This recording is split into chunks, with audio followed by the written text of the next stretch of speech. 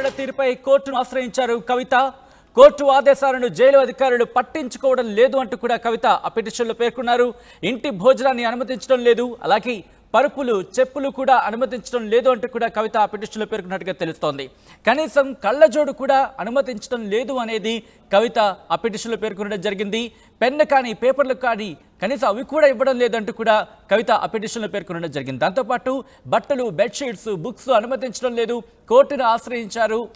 ఈ అంశాలకు సంబంధించి తనకు ఎప్పుడైతే తిహార్ జైలుకి పంపించడం జరిగిందో వీటిని కూడా అనుమతించిన పరిస్థితి. వీటికి సంబంధించి కూడా కోర్టులోని తన అనుమతి పొందారు. కానీ వీటిని కోర్టులో ముఖ్యంగా కోర్టులో అనుమతి పొందిన తర్వాత కూడా జైల్లోకి అనుమతించడం లేదు అధికారులు అనేది కవిత తన పిటిషన్లో పేర్కొన్నారు. జైలు సూపరింటెండెంట్కు ఆదేశాలు ఇవ్వాలి వీటిని అనుమతించడానికంటే కూడా విజ్ఞప్తి చేసినట్టుగా తెలుస్తోంది. ఎల్లుండి విచారిస్తామంది రౌజ్ అవెన్యూ కోర్టు. అప్డేట్స్ తెలుసుకుందాం. మా ప్రతినిధి రామకృష్ణ అప్డేట్స్ అందించేందుకు లైవ్లో జాయిన్ అవుతున్నారు.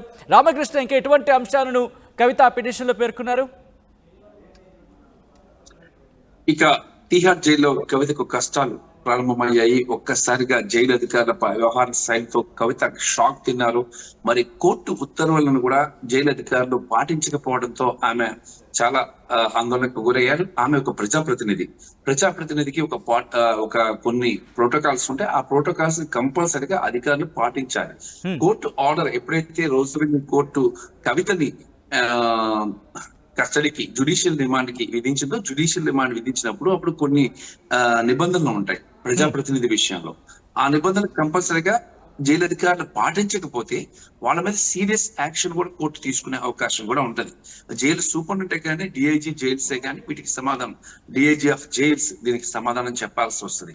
ఒక ప్రజాప్రతినిధి తనకు కోర్టులో ఉల్లంఘనకు పాల్పడుతుంది, ఒక జైలు సూపరింటెండెంట్ ఇలా ఉల్లంఘనకు పాల్పడుతున్నారు, రూల్స్ ని కోర్టు రూల్స్ ని వాటిని అమలు చేయట్లేదు అంటే కంపల్సరీగా చాలా పెద్ద విషయం. మరి ప్రస్తుతానికి కోర్టులో ఈ రోజు కవిత లాయర్లు ఒక పిటిషన్ వేయడం జరిగింది. కవితకి కనీసం పరుపులు గాని, లేదంటే కళ్ళజోడు గాని, పెన్సిల్స్ గాని, పేపర్స్ గాని, ఇంటి భోజనం కూడా అలౌ చేయట్లేదు. యాక్చువల్ గా ప్రజాప్రతినిధులకి అలౌ చేస్తారు ఇంటి భోజనం. కోర్టు ఆర్డర్ లో క్లియర్ గా ఉంది, కవితకి ఇచ్చిన కోర్టు ఆర్డర్ లో, రోజు అవన్నీ కోర్టు ఇచ్చిన ఆర్డర్ లో. మరి ఈ అంశానికి సంబంధించి కవిత లాయర్ ఈ రోజు కోర్టుని అప్రోచ్ అయితే కోర్టు ఎల్లుండి ఈ అంశాన్ని విచారిస్తామని చెప్పడం జరిగింది. కానీ అక్కడ పరిస్థితులు అయితే చాలా అధ్వానంగా ఉన్నాయని కానీ రామకృష్ణ, కోర్టు ఆదేశాలు వచ్చిన తర్వాత కావచ్చు, లేకపోతే కోర్టు ఉత్తర్వులు ఇచ్చిన తర్వాత కూడా జైలు అధికారులు పాటించకపోవడం ఏంటి? ముఖ్యంగా ఇదే అంశానికి సంబంధించి జైలు అధికారుల నుంచి ఏమైనా రెస్పాన్స్ వస్తుందా? అసలు జైలు అధికారులు మాట్లాడరు, మీడియాతో అస్సలు మాట్లాడరు. మామూలు పోలీస్ అధికారులు మాట్లాడుతూ ఉంటారు కానీ జైలుకి సంబంధించి అధికారులు తిహార్ జైలు అంటేనే ఒక నరక కూపం. ఆ నరక కూపం అంటేనే చాలా మంది భయపడతారు. ఇక్కడ ఢిల్లీకి సమీపంలో ఉన్న ఈ తిహార్ జైలు చాలా కడుకట్టిన నేరస్తులను, తీవ్రవాదులను కూడా అందులోనే పెడతారు.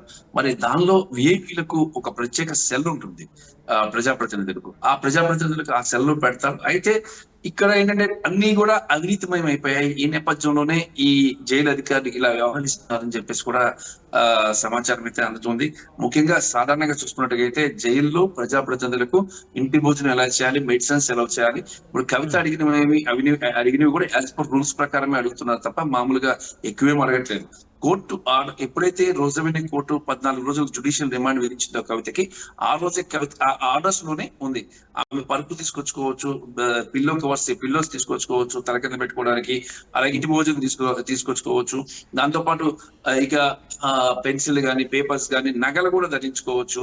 అన్ని రకాల ఆర్డర్స్ లో క్లియర్ కట్ గా ఆర్డర్స్ ఉన్నాయి. మరి ఈ ఆర్డర్స్ ఉన్నప్పటికీ కూడా ఏంటంటే కొంత హెరాస్మెంట్ అనేది ఈ జైల్లో ఉంటుంది. అందులో ఒక మహిళా ప్రజాప్రతినిధి, ఆమె విషయంలో అధికారులు ఇలా చేయడం చాలా సీరియస్ ఇష్యూ ఇది.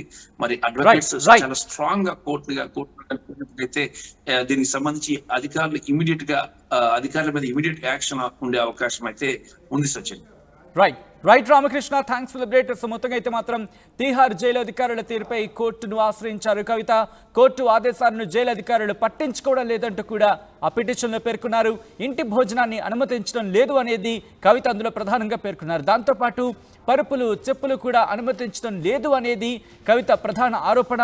కనీసం కళ్ళజోడు కూడా అనుమతించడం లేదు, పెన్ను, పేపర్లు కూడా ఇవ్వడం లేదంటూ కూడా కవిత తన అసంతృప్తిని వ్యక్తం చేస్తున్నట్టుగా తెలుస్తోంది.